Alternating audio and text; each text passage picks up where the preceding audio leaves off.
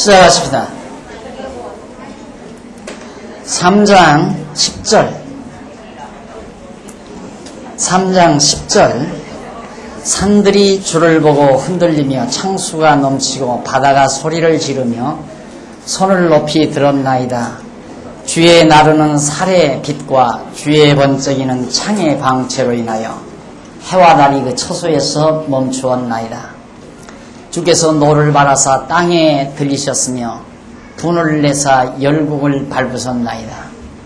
주께서 주의 백성을 구원하시려고 기름 받은 자를 구원하시려고 나오사 악인의 진 머리를 치시며 그 기초를 끝까지 드러내셨나이다. 그들이 해리바람처럼 이르러 나를 흩으려 하며 가만히 가난한 자 삼키기를 즐거워하나 오직 주께서 그들의 전사의 머리를 그들의 창으로 찌르셨나이다. 주께서 말을 타시고 바다 곧 큰 무릎 파도를 밟으셨나이다. 15절까지 9절로부터 15절까지는 대적을 멸하고 유다를 구원하시는 권능을 거기서 밝혀주고 있습니다. 결국 이런 역사적인 이런 역사는 이 하박국 선지자의 예언은 그대로 빈틈없이 다 역사 현장에서 과거 역사 현장에서 그대로 다 이루어졌죠. 이렇게 역사 현장에서 이렇게 이루어진 것은 거기 보시면 13절에 주께서 주의 백성을 구원하시려고 또 기름 받은 자를 구원하시려고 나와요.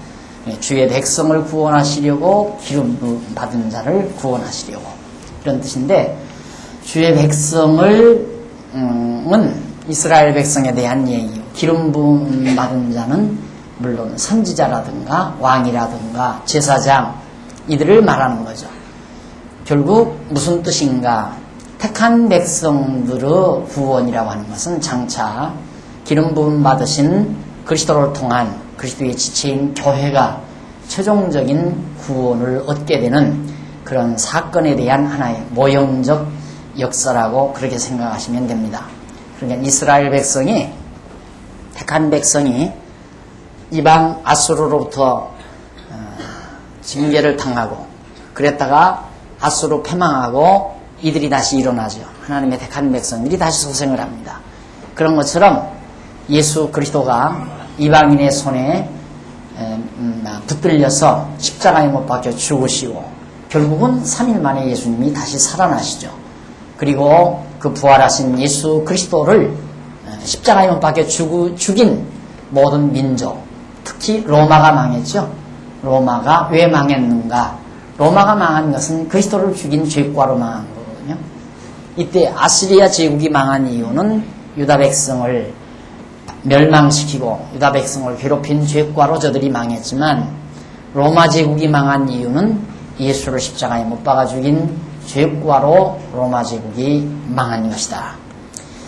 이렇게 해서 이제 그리스도 사건에 대한 이 연결이 되질 뿐만 아니라 장차 마지막 때 가서도 결국 지상의 교회를 고통스럽게 하고 지상의 교회를 괴롭혔던 모든 짐승 권세가 마지막 파멸을 당하고 그리스도가 최종적인 승리를 거두는 역사로 바로 이 지상 그리스도의 피조세계의 역사가 막을 내리게 됩니다. 이 현실 역사라고 하는 것은 그리스도 세력의 승리로 막을 내리게 되는데 그 막을 내리기 이전 세상 권력, 즉 짐승 권세, 아수르도 짐승 권세에 대한 한 모형이죠. 패망하고 망하게 될 것에 대한 하나의 예표적이고 모형적인 사건이라고 믿으시면 틀림이 없습니다. 그 다음 이제 16절로부터 마지막 19절까지 하나님의 약속 성취되기를 기다리는 선지자의 찬양이 거기 나오죠. 내가 들었으므로 내 창자가 흔들렸고 그 목소리를 인하여 내 입술이 떨렸다. 너무 감동스러웠어. 내가 저 대적 아수르를 치겠다 하는 하나님의 언약의 말씀을 듣자 바로 하박국은 막 자기 창자가 떨렸다고 그랬어요. 창자가 떨리고 그 하나님의 목소리를 인하여 자기 입술이 떨렸다. 무리가 우리를 치러 올라오는 환난 날을 내가 기다림으로 내 뼈에 썩이는 것이 들어왔으며 내 몸은 내 처소에서 떨리는도다. 자, 환난 날에 내가 기다림으로. 왜? 무리가 대적들이 우리를 치러 올라온, 얼마나 정말 고통스러웠겠습니까? 아수르 제국주의자들이, 그들의 군대가 갈대아 군대들이죠. 그들이 치러 올라올 때 얼마나 뼈가 썩는 듯 싶었겠나, 그걸 묘사를 해요. 뼈 썩는다는 말을 성경에서 참 많이 하죠. 근심, 걱정, 두려움, 공포, 이게 다 뼈를 썩이는 생각인데 실제로 뼈가 썩잖아요. 두려움, 근심, 걱정, 염려, 시기, 질투, 이거 다 하나의 마음 먹는 것뿐이거든요. 생각인데 어떻게 그게 실제로 뼈라는 실존물을 갖다가 썩이느냐 이 말입니다. 그래서 인간의 생각과 물질과 무관한 게 아니라 밀착되어 있다는 걸 꼭 기억하셔야 됩니다. 이게 보이는 것과 보이지 않는 것이 따로가 아니에요. 보이는 것과 보이지 않는 건 밀착이 되어 있어요. 언제나 보이지 않는 것에 의존해서 보이는 것이 존재하는 겁니다. 보이는 것에 의해서 보이지 않는 것이 존재하는 것이 아니라 보이지 아니하는 그것이 기반이 돼요. 근본 기반. 그 보이지 아니하는 것에 의해서 보이는 것이 존재하는 겁니다. 그러니까 인간에 있어도 더 소중한 건 보이지 않고 만질 수 없는 우리의 생각이 그만큼 중요하다. 내가 알고 있는 것, 마음으로 생각하는 것, 지식과 생각, 이것이 내 육체와 아주 밀접한 관계가 있다는 것. 그래서 고운 생각, 아름다운 생각, 그리고 긍정적인 생각을 가지는 사람하고 그걸 부정적이고 두려워하고 시기하고 미워하고 증오하고 이런 생각을 가지는 사람하고는 전혀 우리 육신, 몸 이 자체에도 질적으로 다르다 하는 것을 알 수 있습니다. 여기서 내 뼈가 썩었다는 것이 들어왔으며 내 몸은 내 처소에서 떨리는도다. 비록 무화과나무가 무성치 못하며 포도나무에 열매가 없으며 감람나무에 소출이 없으며 밭에 식물이 없으며 우리의 양이 없으며 외양간에 소가 없을지라도 나는 여호와를 인하여 즐거워하며 나의 구원의 하나님을 인하여 기뻐하리로다. 인간들의 보편적인 신앙이 없는 사람은 어떻게 되냐? 무화과 나무가 무성해야 돼요. 포도나무의 열매가 많아야 되고 감람나무의 소출이 많아야 되고 밭에 식물이 많고 양들도 외양간에 소가 우글대야만이 기쁘고 즐겁죠. 그런데 하박국은 그게 아니에요. 여호와의 언약의 말씀을 듣고 보니까 이제는 소출이 없어도 과일나무에 과일 열매가 맺히지 않았어도 외양간에 소나 염소들이 없어도 나의 구원의 하나님을 인하여 기뻐한다. 이것이 신앙인의 자세입니다. 그러니까 예수를 믿고 신앙으로 산다고 하면서도 자꾸 보이는 것, 그것에 의해서 기뻐한다. 내가 더 좋은 옷을 입음으로 기뻐하고 내가 더 좋은 집의 삶으로 기뻐하고 내가 남보다 더 좋은 차를 탐으로 기뻐하고 내가 남보다 더 많은 부동산을 소유함으로 기뻐하고 그건 세속적인 사고방식이죠. 그건 보편적인 거예요. 그리고 똑같이 살 바에 예수 믿고 살 필요 없잖아요. 그걸로는 기뻐하지 사실 그걸로 기쁨이 오지 않잖아요. 안 가졌을 때는 가지면 참 기쁠 것 같아요. 안 가졌을 때는 가지면 참 기쁠 것 같단 말이에요. 자, 승용차를 가지지 않았을 때는 승용차 한 대 사가지고 사면 얼마나 좋고 행복할까 하지만은 나 승용차 없을 때 그 얘기했어요. 사서 승용차를 타도 뭔만 못한가. 학교 다닐 때 진짜 가방에다 이렇게 들고 그 비좁은 버스 타면 벌써 눈치만 살피죠. 누가 먼저 일어나려나 딱 눈치 봐가지고 정확하게 찝으면 다음 정 거장에 가서 그 아줌마가 내릴 때 이건 진짜 이건 진짜 행복한 거예요. 오늘 내가 잘 집었다. 그러니까 딱 보면 알아요. 얼굴 색깔 보면 금방 내릴 뿐인지 금방 내릴 뿐이 아니에요. 왜? 금방 내릴 분은 긴장하고 있거든요. 긴장하고 있으니 얼굴 색깔 딱 보고 그 아줌마한테 가서 딱 서 있으면 정확하게 다음에 가서 내리거든요. 안 그러면 또 전철 같은 것은 내가 일러드릴게요. 전철 같은 건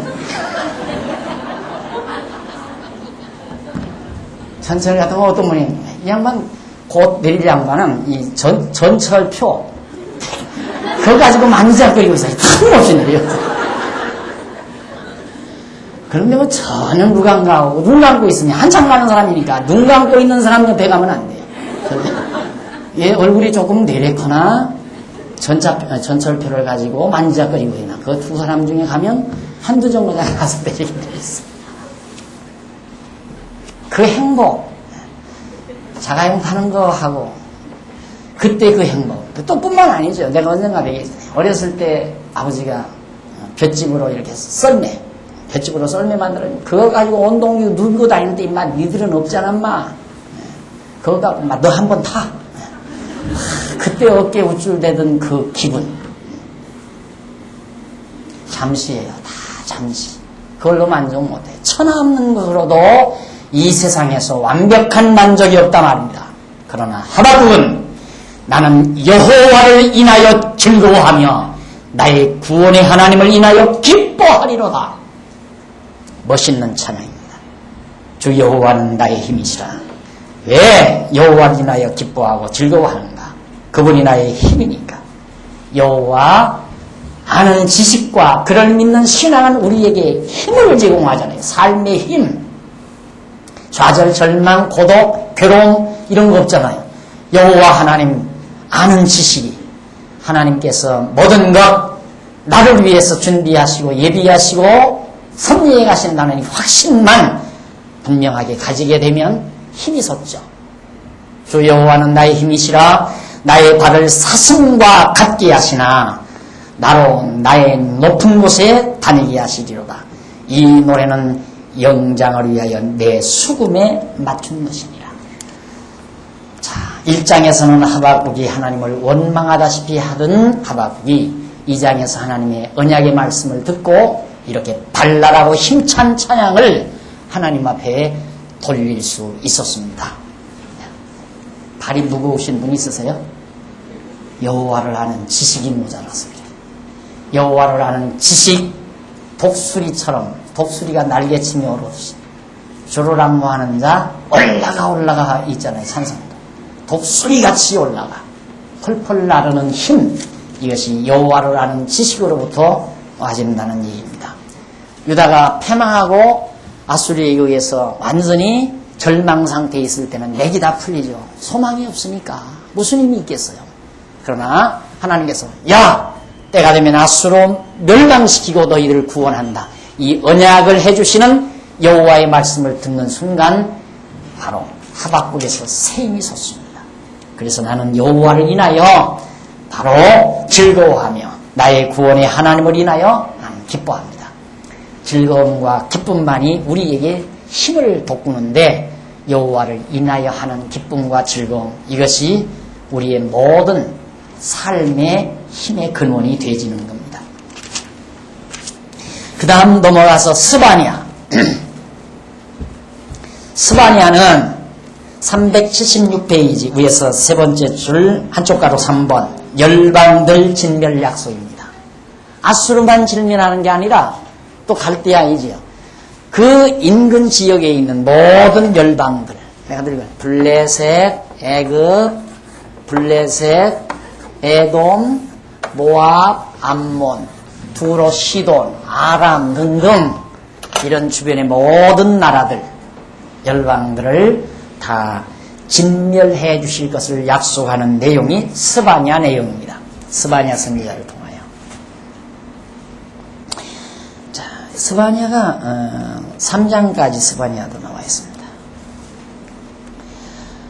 자, 한번 보십시다. 거기 양쪽 가로 1번에 보면 열방들을 진멸한다는 약속인데 유다의 징계를 예고합니다. 유다를 하나님께서 징계하시겠다. 유다 자손을. 역시 또 똑같이 나오죠. 아까처럼. 유다를 징계한다. 왜? 이건 징계는 사랑의 징계예요. 사랑의 징계. 요즘 주일날 오후에 히브리서 공부하는데 히브리서 사생자가 아니면 징계가 반드시 있다. 징계가 없는 것은 사생자다. 하나님 저버리고 하나님 멀리 떠나 사는데 내버려둔다? 그건 하나님의 자녀가 아니죠. 하나님의 자녀 아니니까 내버려두는 거예요. 생각해 보십시오. 내 집안에서 내 자식이 나갔다거나 내 자식이 나를 거역하면, 나를 속상하게 하면 내가 때리지만 내 자식 아닌 놈이 나가려는데 내가 찾을 일도 없고 당연히 나가야 되고, 내 자식 아닌 놈이 왜 내 집에 와 있어요? 나가도록 내버려 두는 거고, 내 말 안 듣는 것이 또 당연하고, 내 자식 아닌데 왜 그 아이가 내 말 듣겠어요? 내가 야, 너 저기서 신문 좀 가져오느라 해도 내 자식 아닌 놈은 안 가고, 왜 아저씨 나한테 그래요? 나 싫어요 하고 가더라도 아무렇지도 않아요. 그러나 내 자식이 그랬다가는 야단 맞죠. 마찬가지예요. 하나님의 백성이면, 하나님의 택한 백성이면 반드시 하나님 저버리고 살 때 징계가 있게 마련이다. 그래서 사랑의 징계를 한다는 사실이 1장에 소개됩니다. 1절, 아몬의 아들 유다왕 요시야의 시대, 이때가 바로 요시야 왕 시대면 이사야 선지자가 예언할 당시죠. 또 역사 조금 정리하고 하실까요? 그 시대 배경?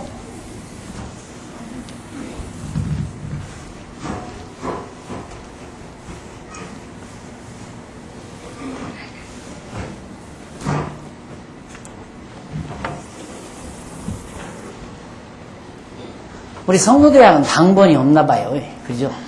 당번이 이거 다 짐 치우고 그러는 거예요. 매 시간마다 한 번. 여기가 이제 아수리에 의해서 721년에 망하는 때부터 북이스라엘이, 남쪽 유다인데, 유다 이때가 바로 요시야 왕 시대. 요시야. 그런데 이 선지자로서는 이사야 선지자죠. 이사야 선지자.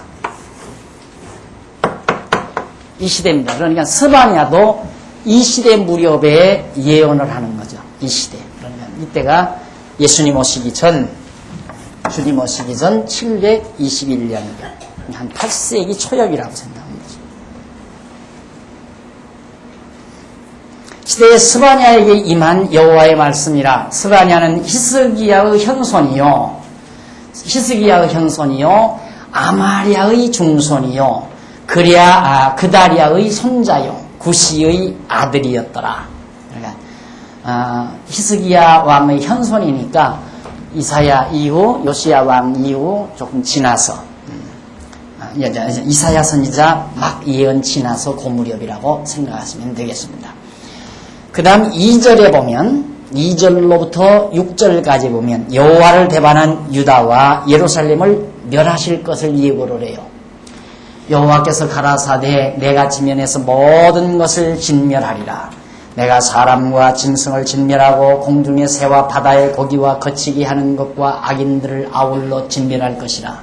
내가 사람을 지면에서 멸절하리라. 나 여호와의 말이니라. 내가 유다와 예루살렘 모든 거민 위에 손을 펴서 바로 남아있는 것을 그곳에서 멸절하며 그마림이란 이름과 및 제사장들을 아울러 멸절하라. 무릇 지붕에서 하늘의 일월 성신에게 경배하는 자와 경배하며 여호와께 맹세하며 말감을 가리켜 맹세하는 자와 여호와를 배반하고 좇지 아니한 자와 여호와를 찾지도 아니하며 구하지도 아니한 자를 멸절하리라. 당연히 아시다시피 하나님께서 이 땅을 주어서 살게 했으면, 그것도 또 북쪽 이스라엘은 멸망시켰지만 남쪽 유다 하나님이 많이 도와줘가지고 살게 하셨으면 하나님 여호와만을 경외하고 이방신 섬기지 말고 살아야 되는데 유다가 그러지를 못했거든요. 여기 보면 바알신을 섬겼어요. 4절, 내가 유다와 예루살렘 모든 거민 위에 손을 펴서, 뭘? 바알의 남아있는 것을 그곳에서 멸절하며. 바알은 아방 당시에 이 무렵 이때 이 북쪽 이스라엘이 섬기던 우상이었습니다. 이 바알 왕 당시에 비가 안 오죠. 3년 6개월 동안 엘리야가 비 오지 않게 그렇게 만드는데, 왜 그랬느냐면 엘리야 당시 바알 신을 섬기니까, 바알 신은 어떤 신이냐면 하늘에서 우로를 내려서 열매를 맺게 하는 신을 바알신이라고 해요. 그런 신으로 알고 있어요. 그러니까 아합 북쪽 이스라엘 왕 아합이 바알이 이 땅에 비를 잘 내려서 많은 열매 곡식을 거두게 하는 신이다 해서 모든 존경과 경배를 바알에게 드리니까 하나님께서 얼마나 속상해요. 하나님이 얼마나 질투를 하시고 그래서 야 그러면 네가 섬기는 바알이 정말 비 잘 내리는가 한번 봐라. 그래가지고 엘리야 선지자를 통하여 내가 말하기 전에는 절대 비 내리지 않는다고 엘리야를 그리 시냇가로 도망가게 하죠. 그래서 사르밧 과부의 집에 가서 이제 3년 6개월 동안 한 3년 가까이 남겨 거기서 지나게 합니다. 하나님께서 3년 6개월 동안 비가 안 오는 거예요. 바알에게 암만 경배를 드려도. 그러니까 흉년이 들고 난리가 났습니다. 그때 엘리야가 가가지고 이 바알신 여기 나오는 이 바알 선지자들과 대결을 벌이죠. 야 제단을 쌓고 네가 너희들이 섬기는 바알신에게 부르짖어보고 나는 여호와께 부르짖으리라. 제단에 불을 내리는 신이 참 하나님으로 우리 그렇게 알자 하고 경쟁을 해가지고 바알 선지자들이 450명이나 나와가지고 제단을 쌓고 난리를 쳐도 비가 한 방울도 안 오고 제단에 불로 응답도 안 한단 말입니다. 근데 엘리야가 여호와 하나님 부르니까 그냥 제단에 불로 응답한 다음에 하나님께 기도하니까 당장 구름이 몰려와서 비가 내린 그런 표적을 행한 사건이 열왕기 상에 기록되어 있습니다. 상 18장 무렵에 바로 그 바알신이 그러니까 그걸 북쪽 이스라엘에 섬기는 남쪽 유다도 똑같이 그 바알신을 섬기는 거예요. 이들 바알신을 섬겨서 망하게 한 거거든요. 북쪽 이스라엘. 그런데 남쪽 유다도 하나님 여호와만 섬겨야 되는데 그 바알신을 섬기고 뿐만 아니라 바알뿐만 아니라 그마림이라는 그런 이름과 및 그 제사장들을 아울러 그마림이라는 것도 하나의 우상이죠. 우상 이름인데 그들을 섬기는 제사장 아울러 하나님이 다 멸해버리겠다. 그래서 남쪽 유다가 하나님 저버리고 하나님 여호와 저버리고 이방신 섬기기 때문에 그래서 멸하시겠다 하는 것이 6절까지 소개됩니다. 그 다음 이제 7절로 13절에는 부패한 자들의 죄악을 들어 벌을 내리실 것을 예고합니다. 부패한 자들의 죄악을 들어서 벌을 내리신다. 6절, 7절 주 여호와 앞에서 잠잠할지어다. 이는 여호와의 날이 가까웠으므로 여호와가 희생을 준비하고 그 청할 자를 구별하였음이니라. 여호와의 희생은 아래 내가 방백들과 왕자들과 이방의 의복을 입은 자들을 벌할 것이며 그날에 문턱을 뛰어넘어서 강포와 괴율로 자기 주인의 집에 채운 자들을 내가 벌하리라. 나 여호와가 말하노라. 그날에 어문에서는 곡성이 제2구역에서는 부러지는 소리가 작은 산들에서는 무너지는 소리가 일어나리라. 하나님께서 너희들 잠잠해라. 왜? 이 날에 이 멸망의 날이 가까웠다. 희생을 준비하고 청할 자를 구별하였다 하면서 8절 여호와의 희생의 날에 내가 방백들과 왕자들과 이방의 의복을 입은 자들을 벌할 것이며 이방인들이 입는 옷을 다 입었어요. 그러니까 완전히 하나님의 백성들이 하나님 모르는 이방인들에게 완전히 다 정신도, 신앙도, 생활도 다 물들어 버린 거죠. 하나님 여호와 잊어버리고 바알신 섬겼죠. 바알신 섬기다 보니까 이방인의 생활 풍속까지 다 닮은 거예요. 그러니 하나님의 백성으로 구별시킬 수가 없잖아요. 우리나라 사람이 만약에 아프리카 갔는데 우리나라 사람은 다 한복을 입었다. 옷 입는 것만 봐도 딱 구별이 되잖아요. 그게 거룩한 거거든요. 하나님이 보실 때에는 하나님의 백성으로 너 왜 그런 옷 입었냐? 나는 하나님 믿는 백성이다. 너 왜 그런 옷? 나는 대한민국 여자다. 그러듯이 하나님께서 이스라엘 백성들에게 입으라고 한 옷이 있는데 옷도 이방인들의 옷과 똑같이 입어버리고 신도 이방인들이 섬기는 신을 섬겨버리고 그래서 원래 되게 그러잖아요. 이 제국주의자들이 나라를 정복할 때 무엇부터 갖다 심나? 종교부터 갖다 심어요. 그러니까 일본 사람들도 대한민국 우리나라에 와서 뭐부터 심었어요? 자기네들의 종교. 아미다레스 오미카민지 뭐그 태양 일본식 그거 딱 해놓고 거기에 경배하도록 하고 그 성기에 다 만들었잖아요. 왜? 종교는 정신세계를 사로잡아 버리거든요. 백성의 정신세계를. 이 종교 갖다 심어놓으면 다 돼버리는 거예요. 이 바로 유다 백성이 그런 처지에 놓여 있는 겁니다. 그래가지고 그날의 구절, 그날의 문턱을 뛰어넘어서 강포와 괴율로 자기 주인의 집에 채운 자들을 내가 벌하리라. 강포와 괴율로 자기 주인 집을 다 채웠다. 나 여호와가 말하노라. 그날의 어문에서, 어문이란 바로 예루살렘 성전 문이 있어요. 그 곡성 나고 그 다음 이 구역에서는 부르짖는 소리, 작은 산들에서는 무너지는 소리가 일어나리라. 유다가 망한다. 예루살렘도 망하고. 막데스 거민들아 너희는 애곡하라. 가나안 백성이 다 패망하고 은을 수운하는 자가 끊어졌음이니라. 그때 내가 등불로 예루살렘에 두루 찾아 무릎 찢기같이 가라앉아서 심중에 스스로 이르기를 여호와께서는 복도 내리지 아니하시며 화도 내리지 아니하시리라 하는 자를 벌하리니 그들의 재물이 노략되며 그들의 집이 황무할 것이라. 그들이 집을 건축하나 거기 거하지 못하며 포도원을 심으나 그 포도주를 마시지 못하리라. 하나님께서 벌을 누구에게 하는가? 여호와는 여호와시는 복도 내리지 않고 화도 내리지 않는다. 이런 자들 여호와께서는 복도 내리지 아니하시며 화도 내리지 아니하시리라. 그러니까 아무 능력이 없다. 복 내릴 능력도 없고 화를 내릴 능력이 없다. 왜? 바알신이 이방 바알신이 우로를 내려서 모든 곡식을 풍성케 해서 잘 먹고 잘 살게 하는 거지 여호와가 무슨 복을 내리고 벌을 내리느냐. 그걸 믿지 아니하는 자에게 하나님께서 벌을 하시겠다. 그래서 그들이 아무리 포도원을 심어도 열매 못 따고 결국 마시지도 못하게 하나님께서 그렇게 하시겠다는 것을 13절까지 밝힙니다. 늘 강조드리지만 결국 유다와 예루살렘이 망하는 것은 하나님 여호와 저버리니까 망한 거예요. 가장 그게 근본되는 죄거든요. 여러 가지 규례와 법도, 율례들이 있지만 그런 규례와 법도와 율례의 모든 것들은 결국은 하나님 여호와를 잊지 않고 기억하게 하는 하나의 수단이거든요. 그걸 안행하는 그 행위 자체를 하나님께서 죄로 규정하는 게 아니라 그런 행위를 통해서, 그러니까 아까 이스라엘 백성, 유다 백성들이 이방인들의 옷을 입었다. 그 이방인의 옷을 입은 그 행위 자체가 죄가 되는 게 아니에요. 이방인의 옷을 입음으로 말미암아 하나님 여호와를 잊어버리게 되니까 그게 죄가 되는 거죠. 하나님 여호와를 잊어버리는 것이, 잊어버리고 경외치 아니하는 것이.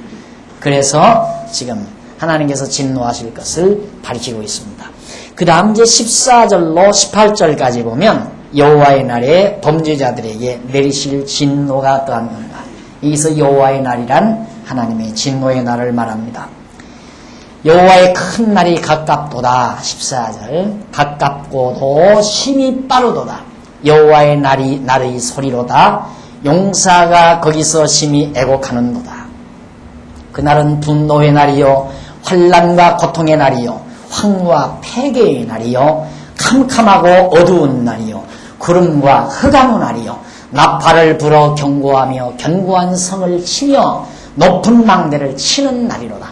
하나님의 징계의 채찍이 임하는 날, 심판의 날이죠. 그러면서 17절 내가 사람들에게 고난을 내려 소경같이 행하게 하리니 이는 그들이 나 여호와께 범죄하였습니다. 내가 사람들에게 고난을 내리겠다. 내게 범죄했기 때문에. 또 그들의 피는 흘리워서 티끌같이 되며 그들의 살은 분노같이 될지라.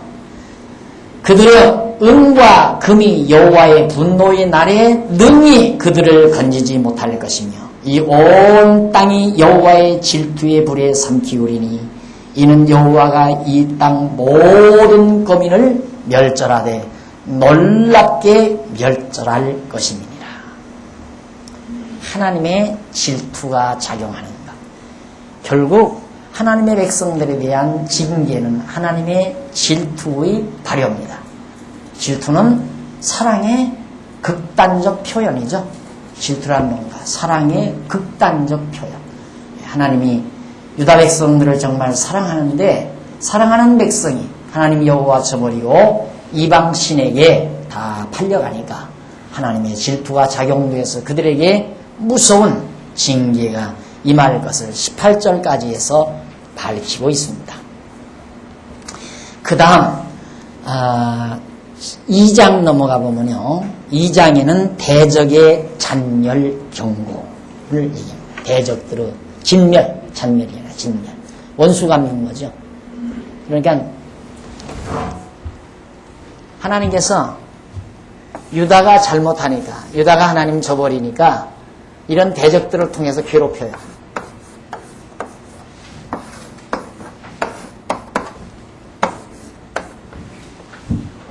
하나님의 도구가 된 거죠. 그러니까 대적들이란 유다의 대적들은 하나님이 쓰시는 몽둥이나 채찍에 불과한 거예요.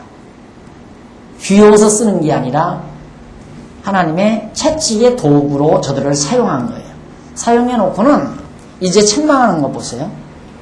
하나님의 백성들을 때렸다 해서 책망하는 거. 2장 1절.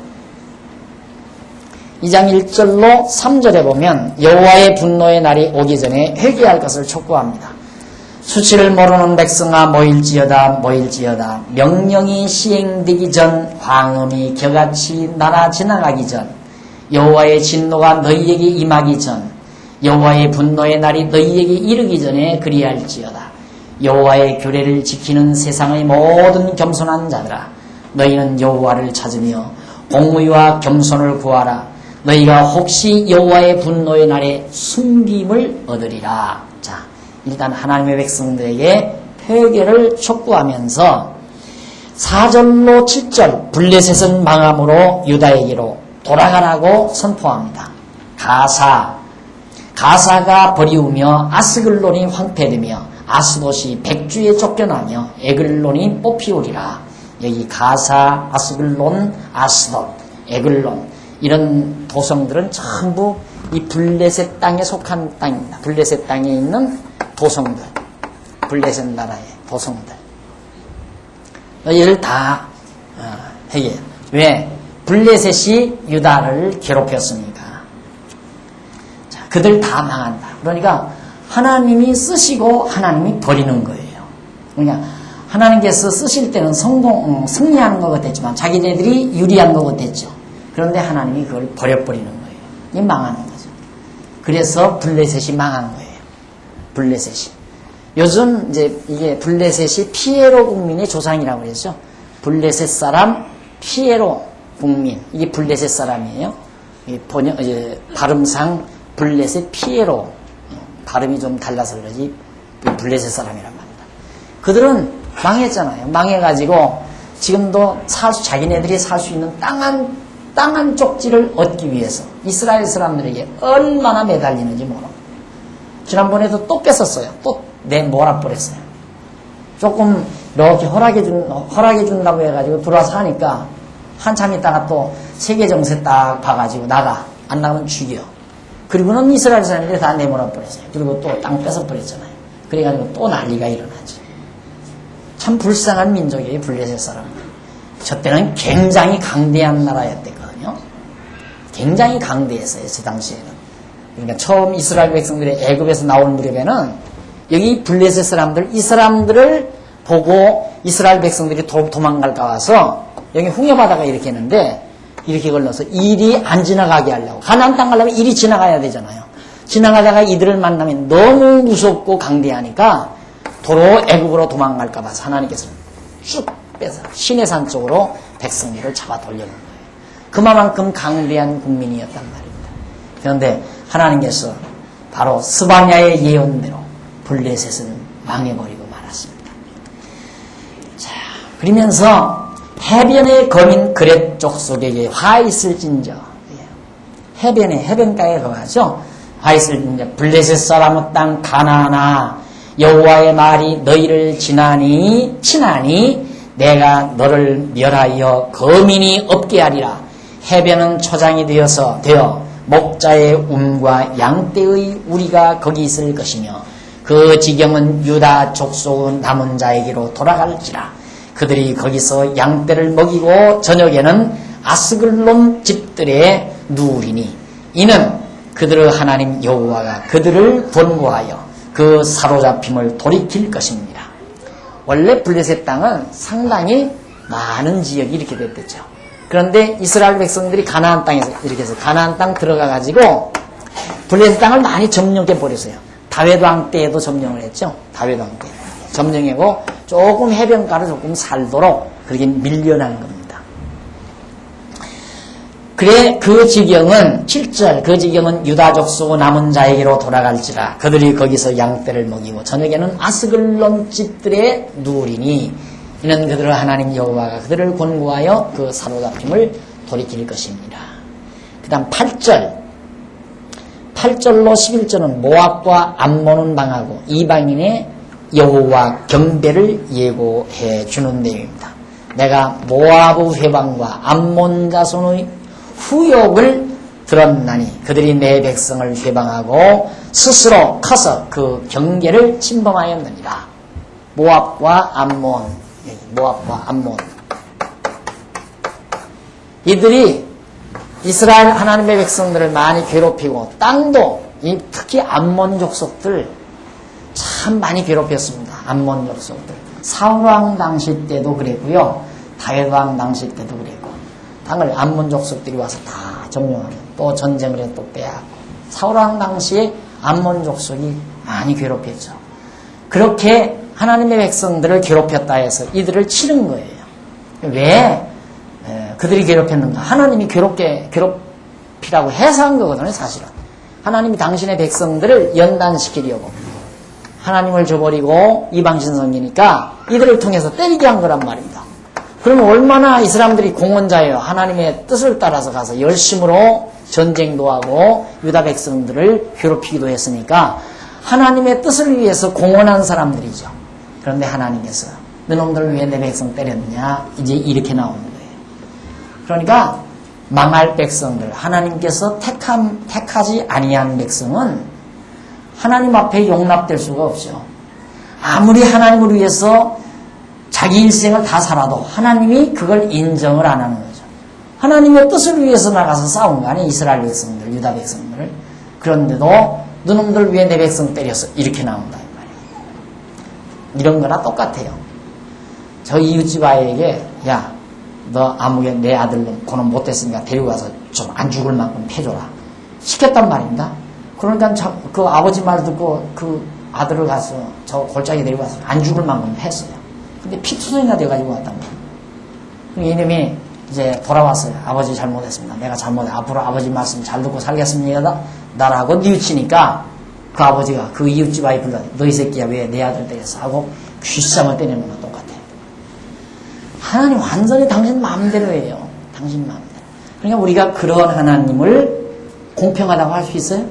우리의 기준으로 봐서는 공평한 하나님이 아니죠. 완전히 불공평한 하나님이에요. 완전히 불공평한 하나님. 우리들이 공평하다, 불공평하다는 말을 어떻게 생각하느냐면 내가 이 동네에 사니까 이 동네 아이들에게 다 골고루 선물 사다 줘야 공평한 거예요. 내 집 애들에게만 선물 사다 주는 건 공평하지 않은 거고 이 동네 사는 아이들에게 전부 선물을 똑같이 사다 줘야 공평하다고 보는 우리들의 견해. 그게 잘못이죠. 하나님 입장에서는 내 집 아이들에게만 선물 사다 주는 게 그 공평한 거예요. 왜? 쟤네들의 아빠만 되니까. 내 집 아이들에게만 선물을 사다 줘야죠. 똑같은 거죠, 하나님께서. 하나님이 사랑하는 백성이니까 사랑하는 백성만 사랑하는 거, 미운 백성은 미워하는 게 하나님 섭리 아니에요. 그래서 이방 민족들은 하나님의 백성들을 때렸다 해서 이처럼 하나님이 진노하실 것을 지금 말씀해 주고 있습니다. 그 다음 이제 9절에 보면 그러므로 만군의 여호와 이스라엘의 하나님이 말하노라 내가 나의 삶을 두고 맹세하노니 장차 모압은 소돔 같으며 암몬 자손은 고모라 같을 것이라. 모압과 암몬도 다 망한다 이 말이에요. 이게 이 당시에 굉장히 애굽하고 버금은 못 가도 상당히 강한 민족들이거든요. 왜? 일찍이 자리 잡은 민족이니까. 자, 여기서 처음에 이제 바벨탑 쌓은 데가 여기 아니에요? 바벨탑 쌓은 데가. 여기가 바벨탑 쌓은 데인데 홍수 이후에. 그래가지고 바벨탑 쌓다가 하나님께서 가나안 족속들 이륙 함의 우선들은 이쪽으로 해서 이리 내려가게 했죠.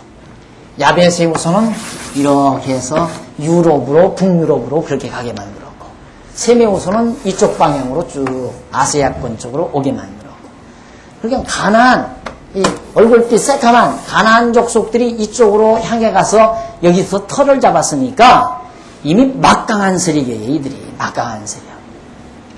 그런데 하나님께서 이런 가나안 족속들이 우글거리고 사는 이 틈바구니 속에다가 셈의 우선 아브라함 한 사람을 불러서 이 속에다가 집어넣은 거예요.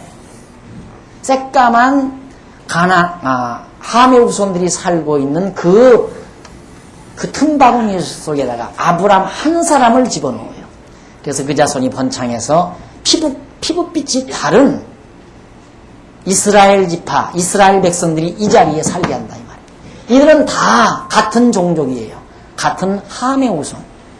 그러니까 이 가시지요. 하나님께서 그 속에다 놓고 하나님의 택한 백성들의 위력을 보여, 하나님의 능력을 보여주는 거예요. 거기서 살 수 있어요? 살 수가 없죠. 다 죽이죠. 애굽 사람들도 가나안 우선이에요. 다시 말해서 함의 우선들. 이 함의 우선 틈바구니 속에 셈의 우선 한 사람 아브라함 집어넣어서 그걸 번창시켜가지고 그 속에서 살아남게 하시는, 지금 역사도 마찬가지예요. 지금 이스라엘 유대인들의 피부빛하고, 여러분 지금 현재 텔레비 나올 때 보십시오.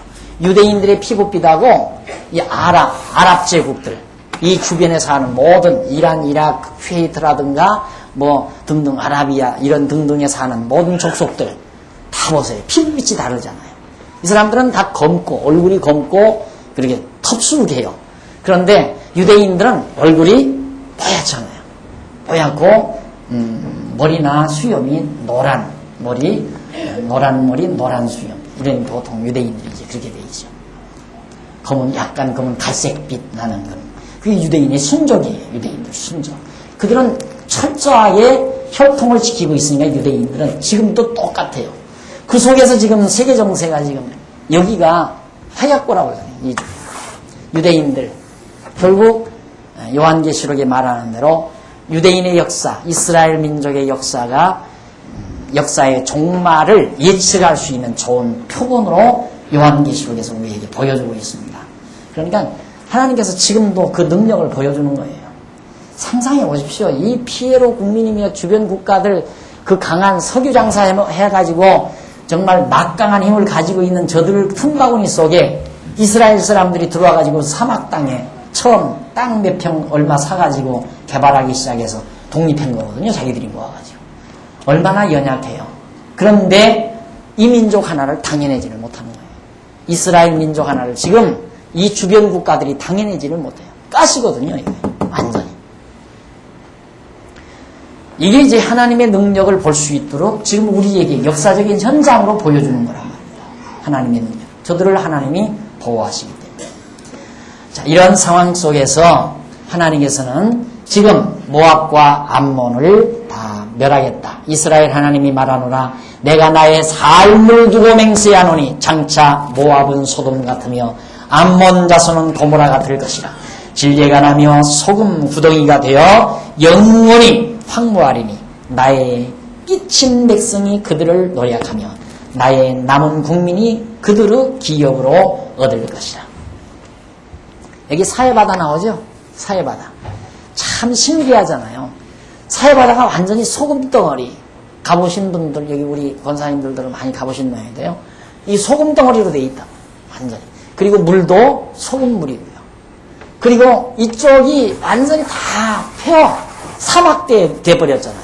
그런데 여기는 지금 그 당시에 이스라엘 백성들이 살 때에는 가나안 복지 땅이라고 했단 말입니다. 열매 잘 맺고 포도 열매가 무성하고. 그런데 예수 죽은 이후, 예수를 죽인 이후에 결국 예루살렘이 망하고 2000년 동안 황무하게 되더니만 완전히 사막이 돼버렸어요. 근데 그 사막이 다시 지금 초원으로 바뀌어져 가고 있어요. 그 사막이. 허벌판 사막이 초원으로. 이스라엘 백성들이 들어와가지고 살기 좋은 아름다운 농업국가로 지금 성장해가고 있는 겁니다. 그 사막 땅에서. 이것이 모두가 다 하나님의 놀라우신 능력의 솜씨로 되어진다는 사실을 알 수 있습니다. 그대로 이 소금구덩이가 된다는 데는 소금구덩이가 되어버렸고요. 그 다음 10절 그들이 이런 일을 당할 것은 왜 그런 일이 모압과 암몬이 그런 일을 당하는가? 교만하여 스스로 커서 만군의 여호와의 백성을 회방함이니라. 하나님의 택한 백성들을 회방이기 때문에 망한다. 여호와가 그들에게 두렵게 되어서 세상의 모든 신을 쇠진케하리니 이방의 모든 해변 사람들이 각각 자기 처소에서 여호와께 경배하리라. 결국 저들은 망하고 여호와의 능력이 드러나므로 이방인들까지라도 여호와를 경외하게 될 것을 밝히고 있습니다. 그것이 이제 아수르가 바벨론에게 망하죠. 아수르가 그대로 바벨론에게 망해요. 바벨론이 망하고 이스라엘 백성들 70년 동안 포로 생활 시킨 다음 이때 바로 파사에 의해서 바벨론이 망하죠. 이때 이방인들이 다 돌아와요. 이때 70년 포로 생활 마치고 돌아와서 유다 국가를 이 바벨론에서 쫙 돌아와 가지고 나라를 다시 세울 때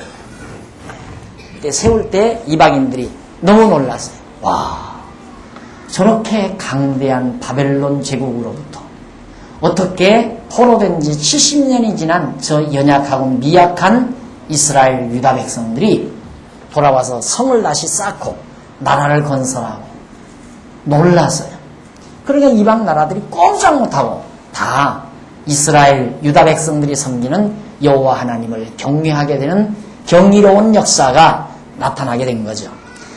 여기 바로 스바냐가 예언한 그대로 된 겁니다. 처소에서 여호와께 경배하리라. 이방인들도 하나님 여호와를 경외한다. 12절 구수 사람아, 에티오피아죠. 에티오피아는 요 밑에 쭉 이게 홍해바다가 이렇게 됐으면 이 아래 이 구수 땅, 에티오피아 땅. 구수도 역시 말하고 있습니다. 구수에 대해서도 구수 사람아 너희도 내 칼에 사육을 당하리라. 여호와가 북방을 향하여 손을 펴서 아수르를 멸하며 니느웨로 황무케 하여 사막같이 메마르게 하리니 각양짐승이 그 가운데 때로 누울 것이며 당나와 고슴도치가 그 기둥 꼭대기에 깃들일 것이며 창에서 울 것이며 문턱이 적막하리니 백향목으로 지은 것이 벗겨졌습니다. 이는 기쁜 성이라. 굉장히 기쁜 성인데 염려 없이 거하며 심중에 이르기를 오직 나만 있고 나 외에는 다른 이가 없다 하더니 어찌 이같이 황무하여 들짐승을 엎드릴 곳이 되었는고. 지나가는 자마다 치소하며 손을 흔들리로다. 자, 니느웨 도성. 니느웨가 아수르 만큼 있죠. 아수르의 수도 니느웨 도성.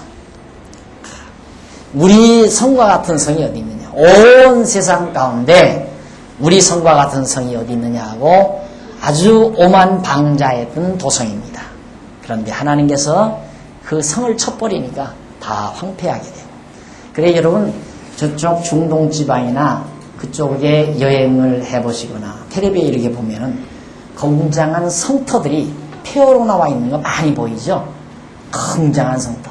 그것도 그냥 보통 그냥 막 돌로 웅장하게 지어놨던 성터들이 지금은 완전히 다 간되었고 폐허로 남아있는 모습들을 화면에서 우리 많이 보게 돼요. 그게 다 지금 이 스바냐 선지자나 이스라엘, 남쪽 유다 많은 선지자들이 예언한 대로 우리에게 역사적인 현실이었다는 사실을 무언으로 지금 증언해주고 있는 사건들이에요. 그러니까 가서 그런 거 보고 야, 돌 크다. 저걸 어떻게 운반해놨을까? 이 정도 생각을 하면서 여행할까 하고, 만약에 여러분 이 다음 사정이 좋아져서 우리 졸업여행 때 한번 그쪽에 갈 기회가 있다면 가서 보면 와, 스바냐의 예언이 사실대로 이루어졌구나. 어때요? 참 무게가 있겠죠? 예. 돈 주고 여행 간 보람이 있을 거예요. 아마. 정말 역사 속에서 하나님의 선지자들이 예언한 사실이 오늘의 현실 눈앞에 우리에게도 이렇게 볼 수 있도록 흔적이 남아있구나. 그래서 굴러다니는 돌멩이 하나를 보고도 살아계신 여호와 하나님을 의식할 줄 아는 정도라면 여행 가도 돼요. 그러나 아무것도 몰라가지고 그냥 가서 돌멩이 구경하러 가요? 다 무너졌네? 몇 년 됐대? 그 사람 안내하는 사람들은 안내 들어봐도 별거 없어요. 그거 갖고는 돈만 아까워요. 뭐 뻔한 걸요. 뭐. 누가 살다가 어떻게 해서 무너지고 뭐 어떻게 됐습니다. 몇 년도에 어떻게 됐습니다. 그것만 알고 올 바에야 뭐하러 가요? 하나님을 알 바에야 가지만. 근데 우리는 무너진 성터 하나를 보고도 살아계신 하나님을 의식할 수 있는 정도의 수준은 됐잖아요. 그러니까 여건 되시면 한번 가보십시오. 하나님이 역사하는 숨결을 돌멩이 하나에서도 느낄 수 있는 정도의 그런 우리 품위가 갖춰져 있으니까. 자, 이래서 결국 하나님께서 그 모든 것 무너뜨리는데 어떻게 거기 15절 마저 보시면 한 번 더 보십시다. 이는 기쁜 성이라 염려 없이 거하며 심중에 이르기를 오직 나만 있고 나 위에는 다른 이가 없다. 내가 최고다. 니느웨 성에서 아수르 왕이 온 세계를 제패할 때 누가 있느냐? 나 위에는 아무도 없다. 하더니 어찌 이같이 황구하여 들짐승 엎드릴 곳이 되었는고. 지나가는 자마다 치소하며 손을 흔들리라. 비웃고 손을 흔들린다. 이렇게 우리들도 그럴 거 아니에요. 우리들도 만약에 지금 니느웨 도성 성터 지금 있을 거거든요. 여기 가보면 성터 쫙 있으면 이야 그 대단했던 도성이 어떻게 이렇게 됐는고. 나 위에는 누가 있느냐 하더니만 꼴 좋다 하고 우리들도 비웃고 손 흔들 거란 말입니다. 하나님 앞에 누가 그렇게 오만방자할 수 있습니까? 안 된다 이거죠. 자, 그 다음 3장 넘어갑니다. 3장에 가면 유다의 회복 약속. 유다가 다시 보세요. 대적은 다 이 주변 블레셋, 모압, 암몬, 다메섹 그리고 구수 이런 주변 나라들은 다 망하는데 유다 하나님의 백성은 다시 소생한다 이 말이에요. 다시 일어난다. 3장 1절로 8절 예루살렘 지도자들이 회개치 않음으로 멸망할 것을 예고 일단은 하지요. 배역하고 더러운 곳 포악한 그 성읍이 화 있을진저 그가 명령을 듣지 아니하며 교훈을 받지 아니하며 여호와를 의뢰하지 아니하며 자기 하나님께 가까이 나아가지 아니하였도다. 하나님의 택한 백성들이 하나님 저버리고 가까이 하겠다. 그 가운데 방백들은 부르짖는 사자요 그 재판장들은 이튿날까지 남겨두는 것이 없는 저녁 일이요 그 선지자들은 유인이 경솔하고 간사한 자요 그 제사장들은 성소를 더럽히는 율법을 범하였도다. 그러니까 뭐 백성, 방백들, 통치자들이죠. 그 다음 재판장들, 제사장들, 선지자들 전부 지도자들이 전부 다 부패해버렸다. 멸망의 징조가 지도자들의 부패입니다. 지도자들의 부패. 언제나 성경에 그렇게 나와요. 지도자들이 부패하면 망하게 돼 있어요. 한 가장이 타락하게 되면 가정이 망하고 한 단체의 지도자가 타락하게 되면 그 단체가 망하는 것이고 똑같은 거죠. 나라도 마찬가지고 그 중에 거하신 여호와는 의로우사 불의를 행치 아니하시고 아침마다 간단 없이 자기의 공의를 나타내시거늘 불의한 자는 그 수치를 알지 못하는도다. 내가 열국을 끊어버렸으므로 그 망대가 황무하였고 내가 그 거리에 비기하여 지나가는 자가 없게 하였으므로 그 모든 성읍이 황폐되며 사람이 없으며 거할 자가 없게 되었느니라. 내가 이르기를 너는 오직 나를 경외하고 교훈을 받으라. 그리하면 내가 형벌을 내리기로 정하기는 하였거니와 너의 거처가 끊어지지 아니하리라 하였으나 그들이 부지런히 그 모든 행위를 더럽게 하였느니라. 자, 여기 한 가지 정리하고 넘어갈 부분이 있습니다. 7절 내가 이르기를 너는 오직 나를 경외하고 교훈을 받으라. 그리하면 네가 날 경외하고 내 교훈 잘 받으면 형벌 면하고 그렇지 않으면 너 형벌 계속 받는다. 그런 말로 들리죠. 내가 형벌을 내리기로 정하기는 하였거니와 형벌 내리기로 정하기는 했지만 너의 거처가 끊어지지 아니하리라. 하하. 결국 형벌을 면하는 것은 백성들의 행위여하에 달렸구나. 이렇게 이해할 가능성이 많은 부분이죠. 그러나 7절 내가 이르기를 너는 오직 나를 경외하고 교훈을 받으라. 하나님 경외하고. 왜 하나님 저버리고 하나님 멀리 했으니까 지금 모든 민족들로부터 여러 가지 재난을 받았으니까 이제라도 하나님 여호와 경외하고 돌아봐라. 그러면 내가 형벌 내기로 정했지만은 너에게 거처가 아주 끊어지지 않을 것이다. 맞아요. 이미 정했어요. 정했지만 이미 정한 처음에 포로로 잡혀갈 것 정해놓으면서 기간을 아예 하나님께서 70년 딱 정해놓잖아요. 그걸 전제로 하는 말이에요. 그러니까 성경은 전체적인 내용을 파악하고 부분을 봐야지 전체적인 내용 파악 안 하고 부분만 가지고 봐라.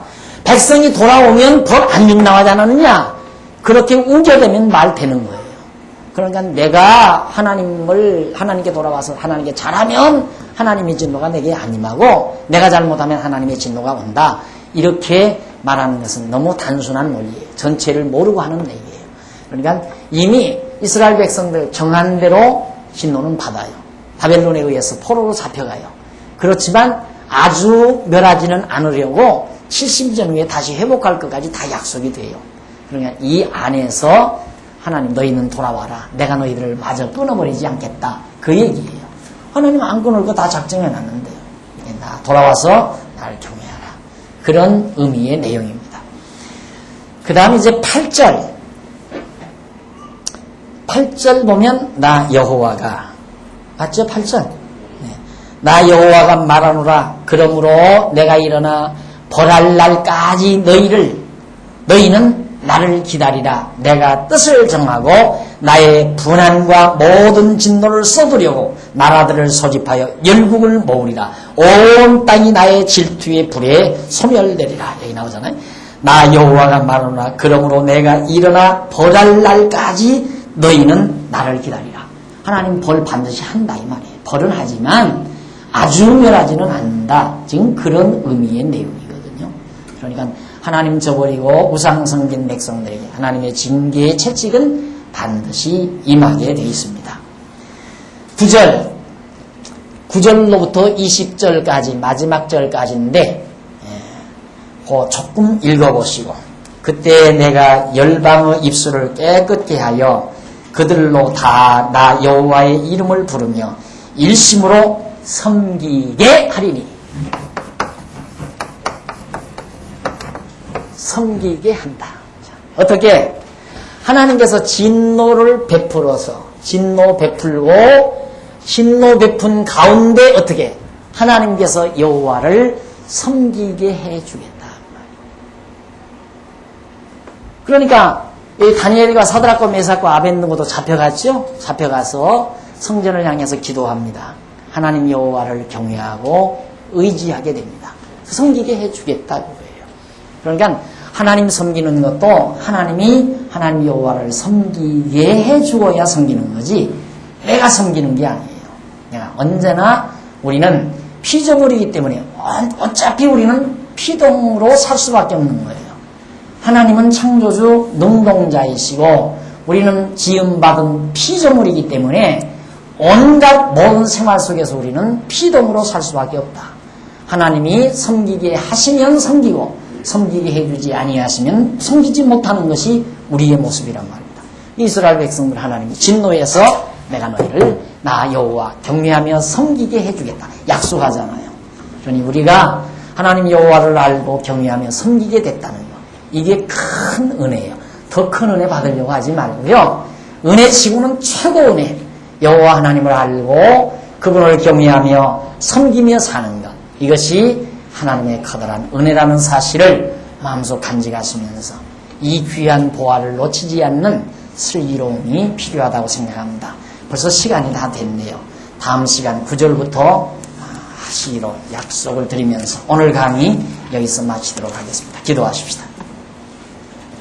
전능하신 하나님 아버지 은혜와 사랑을 감사합니다.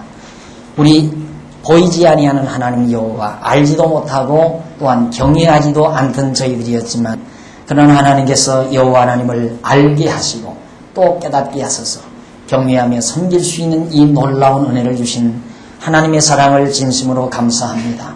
유다 백성들은 여호와 하나님 잊어버리고 온갖 재난과 고통을 당합니다. 아버지 하나님이여, 오늘 행여라도 우리들 여호와 하나님 잊어버리는 삶을 살지 않도록 지켜주시고 항상 경외하며 섬길 수 있는 믿음을 우리 모든 성도들에게 허락해 주시옵소서. 오늘 또 저희들 이 선한 일을 위하여 연보에 동참했습니다. 사랑하는 귀한 종들의 손길을 붙드시고 영광 받아 주시옵소서. 예수님 이름으로 기도드립니다. 아멘.